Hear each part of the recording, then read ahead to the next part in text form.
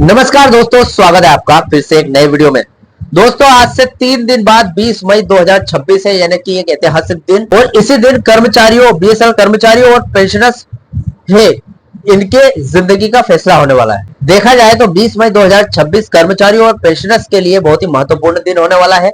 दोस्तों, 17 मई 2026 है। 17 मई 2026 को एक लेटेस्ट अपडेट निकल कर आई है, जिसमें 16 मई को एक मीटिंग हुई थी बीएसएनएल यूनियन और सीएमडी या फिर बीएसएनएल जो मैनेजमेंट है उनके बीच एक मीटिंग हुई है। अभी देखते हैं इस मीटिंग में यहाँ पर कौन कौन से मुद्दे उठाए गए हैं, किसने हाँ कही, किसने ना कही, किसने मुद्दों के बारे में यहाँ पर कानूनन सही बात कही है। मतलब एग्जैक्टली मीटिंग में हुआ क्या है, आज इस वीडियो में आपको डिटेल तरीके से बताने वाला हूँ। तो सबसे पहले चैनल पर नए हो तो सब्सक्राइब कर लेना, मुझसे जुड़ना चाहते हो तो सब्सक्राइब जरूर करके रखना, बेल आइकन भी जरूर दबा देना ताकि मेरा जो भी वीडियो अपलोड हो सबसे पहले आप तक खबर पहुंचे। दोस्तों, मेरा नाम है सुनील विश्वकर्मा। जानकारी यूजफुल लगे तो एक लाइक करके जरूर जाना। चलिए दोस्तों, बढ़ाते हैं वीडियो को आगे। तो दोस्तों देखिए, फिलहाल जो अपडेट है उसमें जो भी जानकारी दी गई है उसमें 16 मई 2026 को एक मीटिंग हुई है। मीटिंग में क्या बताया गया वो देखते हैं। देखिए, 16 मई 2026 को बीएसएनएल यूनियन के राष्ट्रीय महासचिव साथी अनिमेश मित्रा ने बीएसएनएल कॉर्पोरेट ऑफिस में पीजीएम श्री एसपी सिंह से मुलाकात की और नॉन एग्जीक्यूटिव कर्मचारियों की सुलगती हुई समस्याओं यानी कि जो बर्निंग इश्यूज है उन पर लंबी चर्चा की गई।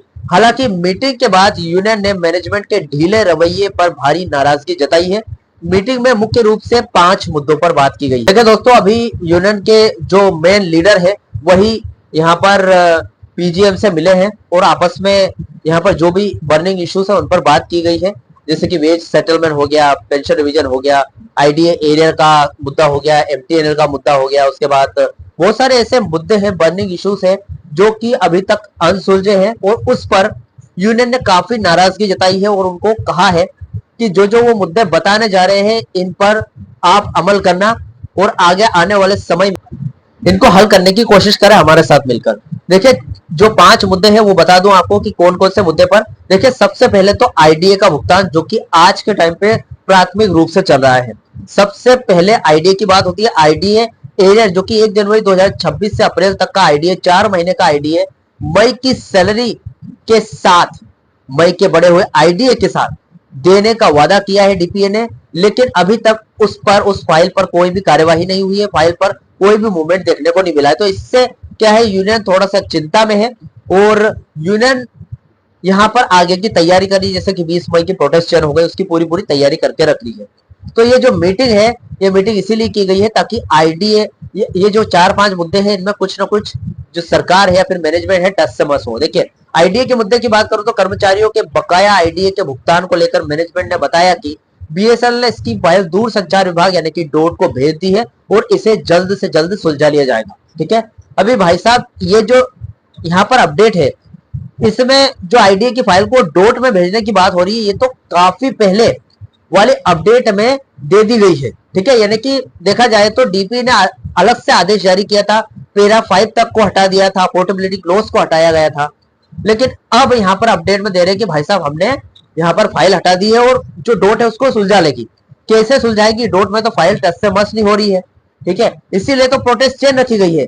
क्या ऐसा थोड़ी कि गन्ना थोड़ी चूसना है उसमें? प्रोटेस्ट चेन इसीलिए रखी गई है क्योंकि हमारे जो मुद्दे हैं कर्मचारियों के या फिर पेंशनर्स के मुद्दे हैं वो सुलझे।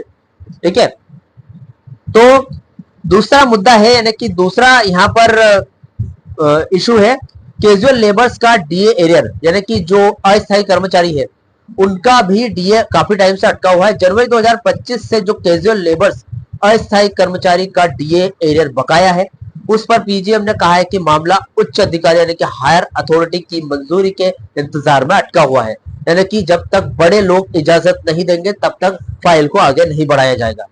इसी तर्क को देते हुए हमेशा से थर्ड पीआरसी डिले करते आए हैं लोग, जो भी बड़े अधिकारी है, बीएसएनएल है, सरकार है।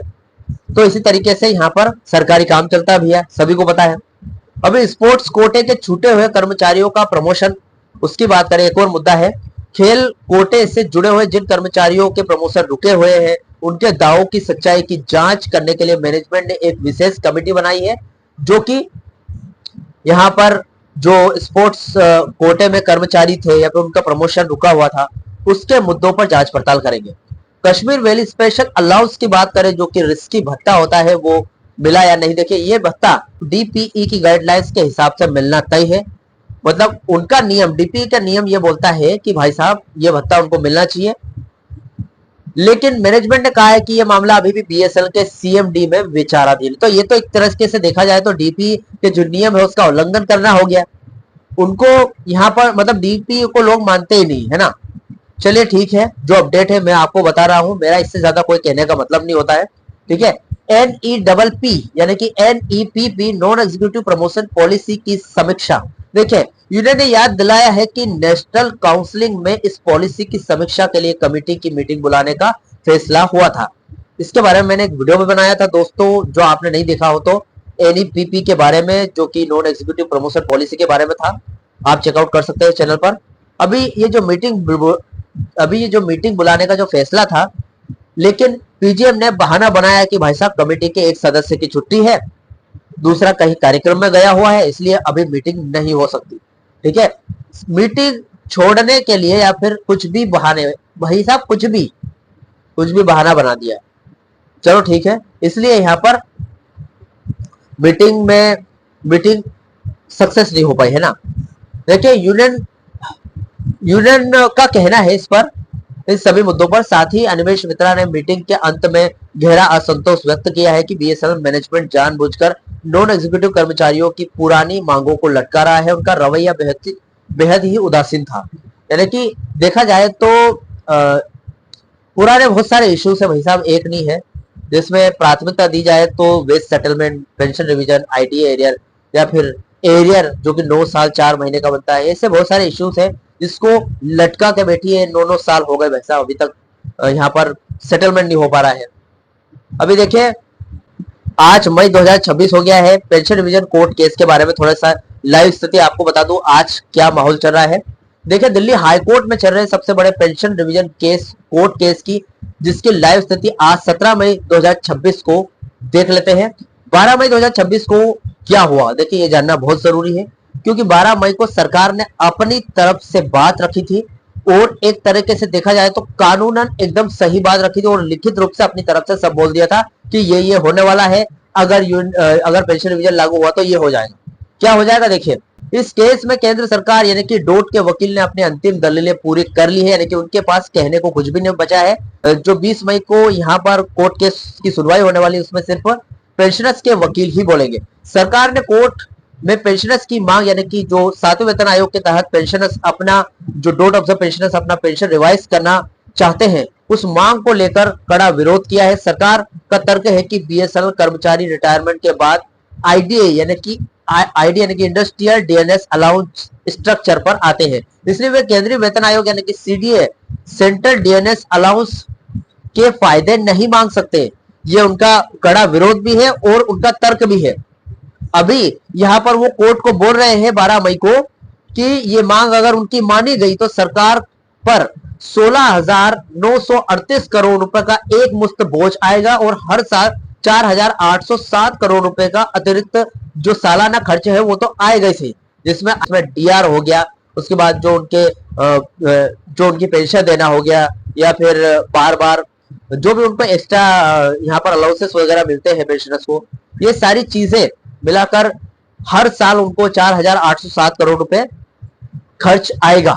तो ये देखा जाए दोस्तों, ऐसा नहीं है।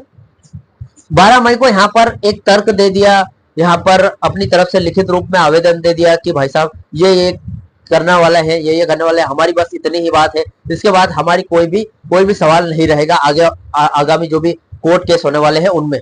ठीक है, तो ऐसा मत सोचना कि सरकार के पास कुछ भी नहीं है। सरकार ने ये जो बात कही है वित्तीय बोझ वाली, इसमें 16,938 करोड़ का आर्थिक तंगी यानी कि आर्थिक बोझ पड़ेगा। ये जो केंद्रीय पेंशनर्स है उनका तो ऑलरेडी बोझ पड़ रहा है सरकार पर, वो तो चलिए ठीक है, वो तो देना ही पड़ेगा, लेकिन डोट ऑफ द पेंशनर्स का एक्स्ट्रा पड़ रहा है। तो ये कहीं ना कहीं कोर्ट को समझ में आएगा और कोर्ट का ये जो मोड है परिवर्तन हो सकता है, कोर्ट का जो रास्ता है बदल सकती है अपना रास्ता इस चीज को देखते हुए।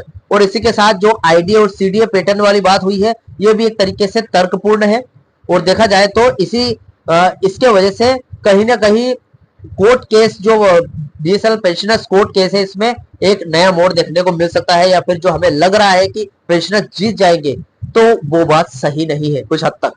तो सरकार को कमजोर मत समझना। 14 मई 2026 को भी एक कोर्ट केस हुआ था, जहां पर समय की कमी की वजह से उस कोर्ट केस को यहां पर देखा जाए तो सप्लीमेंट्री लिस्ट में डाल दिया गया था और आगे बढ़ाकर 20 मई 2026 को लिस्टेड कर दिया था। अभी मतलब जब भी 20 मई 2026 को कोर्ट की सुनवाई होगी तो उसको प्राथमिकता दी जाएगी। वो दोपहर से पहले, इस बार समय को देखते हुए नहीं, दोपहर से पहले ही कोर्ट केस की शुरुआत होगी, कार्यवाही स्टार्ट होगी। आज 17 मई 2026 की स्थिति बता दूं, आज बड़ा दिन है क्योंकि आज रविवार है, इसलिए कोर्ट बंद है, कोई कार्यवाही नहीं हुई है आज। अदालत ने इस मामले को अब 20 मई 2026 को होने वाली सप्लीमेंट्री लिस्ट में डाल दिया है। 20 मई को अब पेंशनर्स के वकील सरकार का मुंह तोड़ जवाब देने वाले हैं।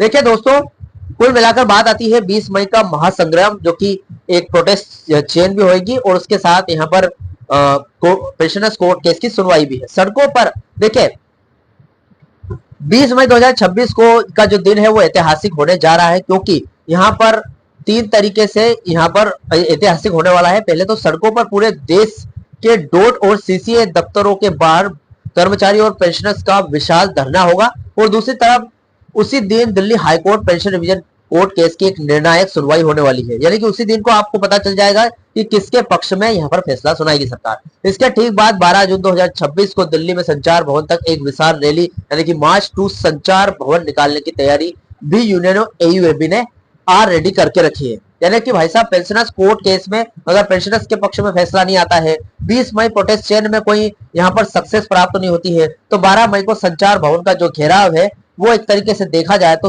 सरकार को घुटनों पर बैठने पर मजबूर कर देगा। तो दोस्तों, फिलहाल ये अपडेट थी कोर्ट केस पेंशनर्स की। इसी के साथ 17 मई 2026 को जो भी यहाँ पर अपडेट निकल कर आई थी वो पूरी जानकारी मैंने इस वीडियो में आपको बता दी है। फिलहाल इस वीडियो से रिलेटेड जो भी आपके डाउट क्वेश्चन वगैरह हो तो मुझे कमेंट बॉक्स में कमेंट कर सकते हैं। वीडियो अच्छा लगा तो वीडियो को लाइक कमेंट से जरूर कर। मिलते हैं दोस्तों नेक्स्ट वीडियो में। सी यू सून।